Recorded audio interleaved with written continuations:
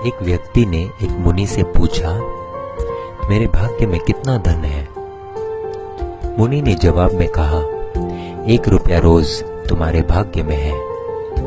व्यक्ति बहुत खुश रहने लगा।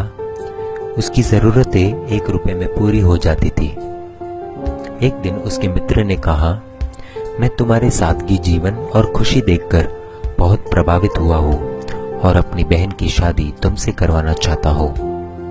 उस व्यक्ति ने कहा, मेरी कमाई 1 रुपया रोज की है, इसको ध्यान में रखना, इसी में से ही तुम्हारी बहन को गुजारा करना पड़ेगा।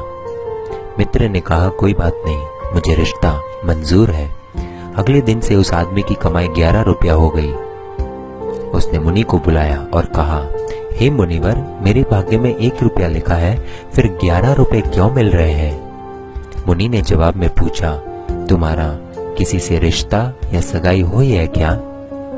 उस व्यक्ति ने जवाब में कहा, हाँ हुई है। मुनि ने कहा, तो यह तुमको 10 रुपए उसके भाग्य के मिल रहे हैं, इसको जोड़ना शुरू करो, तुम्हारे विवाह में काम आएंगे। शादी के कुछ दिनों के बाद एक दिन उसकी पत्नी गर्भवती हुई और उसकी कमाई 31 रुपए होने लगी।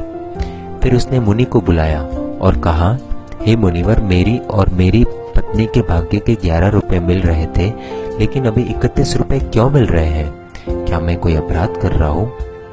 मुनिवर ने कहा, यह तेरे पुत्र के भाग्य के 20 रुपए मिल रहे हैं। हर मनुष्य को उसका भाग्य मिलता है।